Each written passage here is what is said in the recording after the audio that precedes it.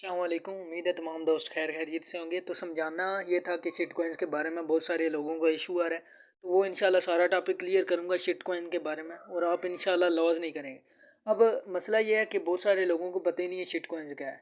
तो सबसे पहले स्टार्ट करता हूँ क्रिप्टो करेंसी एक्सचेंज क्या होती है। तो क्रिप्टो करेंसी एक्सचेंज पर दो किस्म के बंदे आते हैं, बायर और सेलर। तो बाय और सेल हो तो तब आपका जो टोकन है वो मूव करता है, एक उसको एक इफेक्ट होता है बायर और सेलर का। अब ये जो टोकन आपको नज़र आ रहा है TXA USD, इस पर वॉल्यूम आया हुआ है टोटल भाईजान $170। ना इसको बायर है ना इसको सेलर है, तो इस पर एक इफेक्ट बहुत ज़्यादा कम है। तो बायर और सेलर इकट्ठे ही नहीं हो रहे इसके, तो इसलिए USDC पेयर है तो दूसरे पेयर के साथ इसके होंगे। मतलब इधर आप डील करते हैं तो आपको एक जल्दी से जल्दी डील नहीं होगी आपकी, थोड़ा सा इशू आएगा, बहुत ज़्यादा देर लग जाएगी या फिर इस तरह। तो ये मसला था इधर एक्सचेंजेस का कि वॉल्यूम जिस टोकन में ना हो तो वो बहुत मुश्किल से आप बाय या सेल कर सकते हैं। मतलब बायर ही नहीं होगा तो आपने मतलब सेल किसको करना है, और सेलर ही नहीं होगा तो आपने बाय किससे करना है।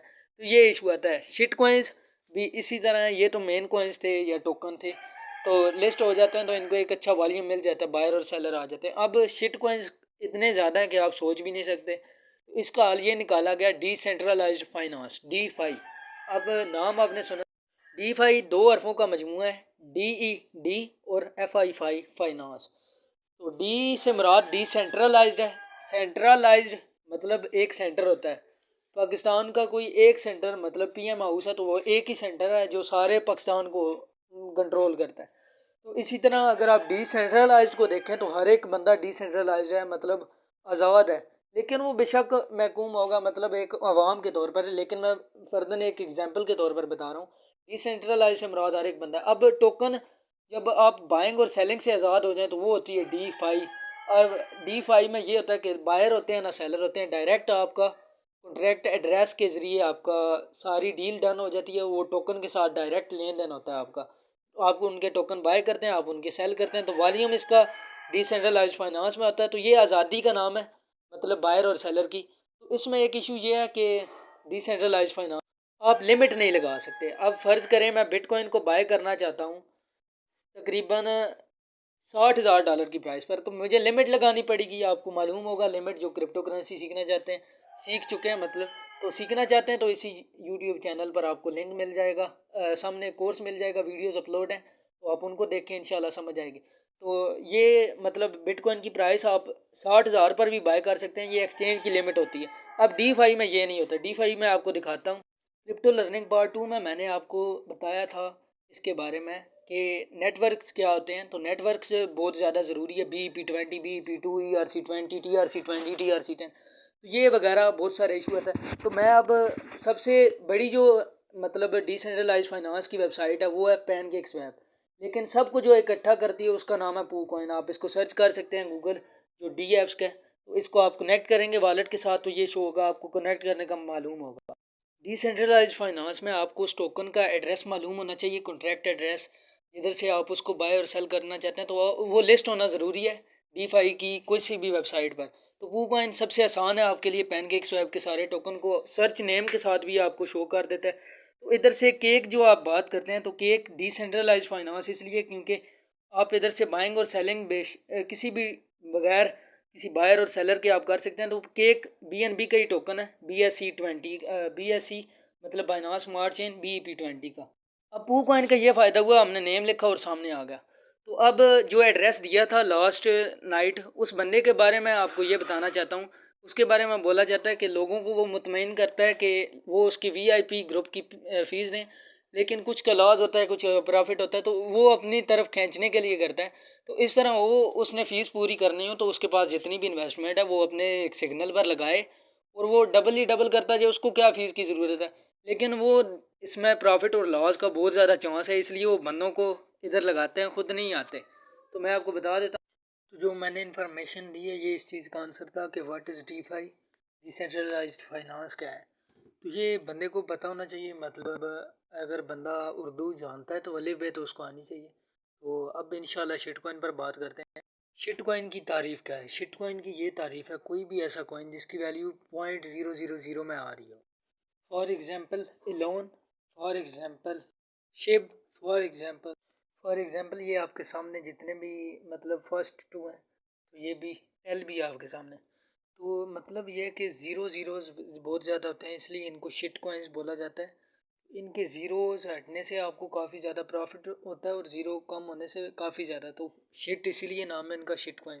फॉर योर इन्फॉर्मेशन, डॉज भी एक टाइम पर शिट कॉइन ही था, जब उसकी वैल्यू 0.0005 डॉलर थी। तो अब वो एक ऑल्ट कॉइन बन चुका है, क्योंकि उसकी अपनी ब्लॉकचेन भी है उसके अलावा।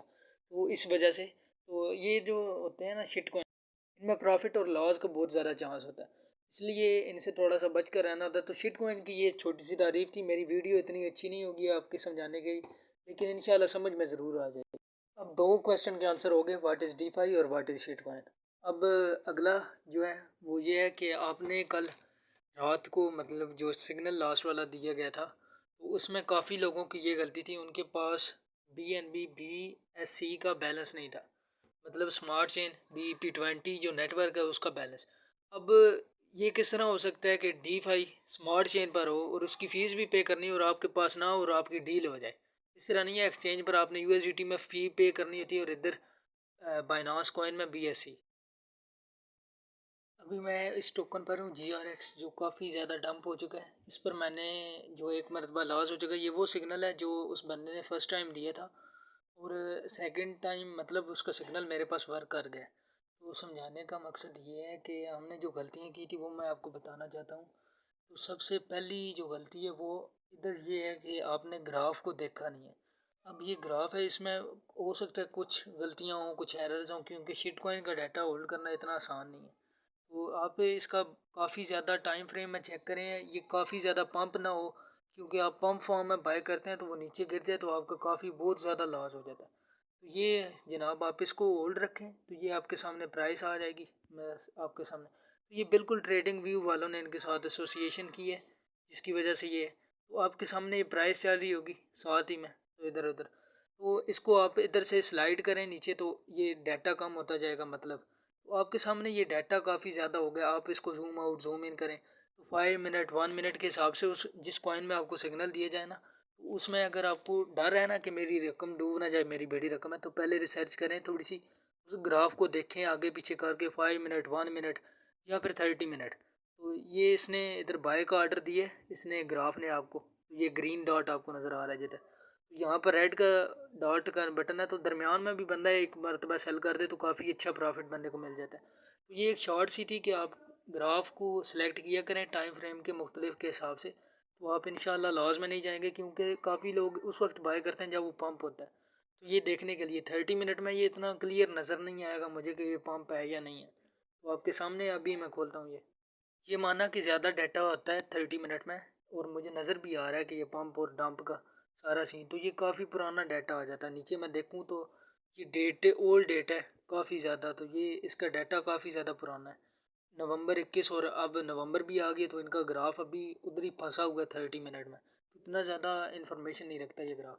दूसरी चीज़ जो गलती है वो ट्रेड में इधर आए जब आप, मैं इतना ज़्यादा शिट कॉइन का काम नहीं करता। फर्स्ट सिग्नल में मुझे लॉस हुई, दूसरे में मैं संभल गया, लेकिन उसमें भी अल्लाह पाक के करम से हुए। मैं उसमें जो है ना, कोई मेरी बहुत ज़्यादा मेहनत नहीं थी, बस इतना समझ नहीं आई और सेल किया तो $200 बैलेंस में थे मेरे। तो इधर भाईजान ये गलती होती है कि सब लोग मैक्स का बाय कर लेते हैं। अब ग्राफ को देख लिया आपने, मैक्स का कभी भी बाय ना किया करें, क्योंकि आप जब मैक्स का बाय करते हैं तो आपके पास फ़ीस ही नहीं बचती। बाय की तो फ़ीस इसी में से कट गई, इसी बैलेंस में से, लेकिन आपके पास जब सेल करना है उसके लिए बैलेंस ही नहीं होगा। तो मतलब आपके पास सबसे पहले आप $30 BNB रखें अपने पास वॉलेट में, $5 का रिस्क ले लें आप अगर लेना चाहते हैं तो। दूसरी ये बात है कि जब आप रिस्क मतलब अपने लिया ना, तो आप इस फुल रकम का ना बाय करें, आप हाफ कर लें। मतलब आपके पास $5 हैं या $10 इन्वेस्ट करना चाहते हैं, तो 2 को आप इधर ज़ीरो कर दें, तो 0.7, तो कुछ ये मेरी रकम का बनता है, कोई 30% या 25% बनता है, तो इतने का बाय करने, मतलब आपका बैलेंस ज़्यादा होना चाहिए, ज़्यादा आप बाय करने, इतना नहीं। तो ये तो $1 शायद बनता है, $1 से भी कम बनता है। तो समझाने के लिए ये चीज़, मैक्स का कभी भी आपने बाय नहीं करना इधर। मैक्स से आपने कट करके कुछ ज़ीरोज़ हटा देने हैं, मतलब अपने एक $30 का अगर आप डिपॉजिट करते हैं तो आप देखें $5 BNB कितने का बनता है।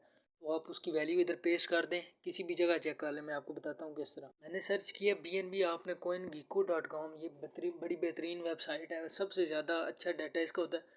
अभी आजकल ज़्यादा कॉइन मार्केट कैप चल रही है, लेकिन मैं अभी भी इसको देखता हूँ क्योंकि इसका स्टाइल बड़ा अच्छा प्यारा है। तो अब इधर आपने ये करना है जनाब, के नीचे आना है, आपने इधर लिख लेना है आपने जितने इन्वेस्ट करने हैं, $6 $5 आप लिख लें इधर। मैं फ़र्ज़ करें $8 लिखता हूँ, तो मेरे पास अब BNB ऊपर आ जाना चाहिए। मेरे पास इंटरनेट स्लो हो रहा है तो मैं प्रैक्टिकल करके नहीं दिखा पा रहा, तो सॉरी। मैं इधर आपको वॉलेट में ही ले आता हूँ, इधर से भी आप चेक कर सकते हैं। वो किस तरह आपने सेंड करने हैं, ये वाला वैसे बटन में दबा रहा हूँ। तो आपने जनाब इधर लिख लेना 0.06, तो ये $31 बन के 3, तो आप 2 कर लें, तो अब ये $10 आ गए। तो आप जितना इन्वेस्ट करना चाहते हैं आपका इससे बैलेंस, मैं बोलूँगा $0.1, 0.1 BNB आपका बैलेंस होना चाहिए लाजमी। और 0.02 अगर या 0.01 रिकमेंडेड है ज़्यादा, उतने का बाय करें आप। जब वो टोकन आप बाय करते हैं तो उसी वक्त ये आपका लाइव प्राइस से बाय होता है। ये गलत फहमी मना रहिएगा कि आप, मतलब जिस तरह मैंने बताया कि एक्सचेंज में लिमिट होती है 60,000 पर बिटकॉइन आए तो मेरा बाय कर लेना। तो इधर लाइव, अब मेरा फ़र्ज़ करें इधर ये 20 की बजाय 25 पर आ जाता है अगले ही सेकंड, और मेरा इधर फ़ी पे कर देता हूँ तो मेरा 25 पर बाय होगा। अब ये भी इशू था एक कुछ लोगों का कि उनको पता नहीं है कि डिसेंट्रलाइज फाइनेंस में एक एक सेकंड का लाइव रिकॉर्ड चल रहा होता है, और जिस प्राइस पर आप बाय करते हैं या सेल करने हैं एग्जिट, वो एक एक सेकंड का डाटा के हिसाब से होता है। मतलब उस वक्त आपकी प्राइस चेंज होगी है, अप होगी है या डाउन आ गई, तो आपको लॉस या प्रॉफिट उस हिसाब से होगा। दो चीज़ें मैंने आपके साथ शेयर की हैं। फर्स्ट ये कि ग्राफ आप देखा करें उस हिसाब से, मतलब वो टोकन आता जाता है तो आप बाय भी कर सकते हैं। अगर लेट हो गए तो आप देखें कि वो पंप तो नहीं होगा। दूसरी मैंने गलती आपको बताई है कि वो ये होती है कि आप BNB को ज़्यादा बहुत कम मैक्स का बाय कर लेते हैं या इस तरह, तो आपके पास फ़ीस होनी चाहिए तकरीबन $12 मिनिमम फ़ीस आप अपने वॉलेट में रखें, क्योंकि कभी भी वो बहुत ज़्यादा फ़ीस हो सकता है। तो अब कुछ ये सवाल होता है कि आप ट्रैक किस तरह कर सकते हैं। अब BNB बार बार तो चेक नहीं होता, तो आप BUSD सेलेक्ट करें। BUSD बाइनांस का अपना डॉलर है, इसकी वैल्यू $1 के बराबर है, और इधर फीस कम लगेगी। मतलब आपने GRX जो ये टोकन चल रहा है, इसको आपने इधर मैक्स कर देना है। जिधर ये BNB है इधर ये टोकन को आप, मतलब अब कुछ लोगों को ये नहीं पता कि इसको बाय सेल किस तरह करना है। तो ये वाला जो तीर आपके सामने नज़र आ रहा है ये एक्सचेंज रेट का, जब ये पेयर खुलेगा आपने BNB से बाय करना है। ये वाले GRX मैक्सिमम कर देता हूँ मैं, सॉरी ये लास्ट वन वाली गलती आपको बताकर इजाज़त चाहता हूँ। वो लास्ट वन वाली ये गलती है, स्लिपेज और ऑटो स्लिपेज।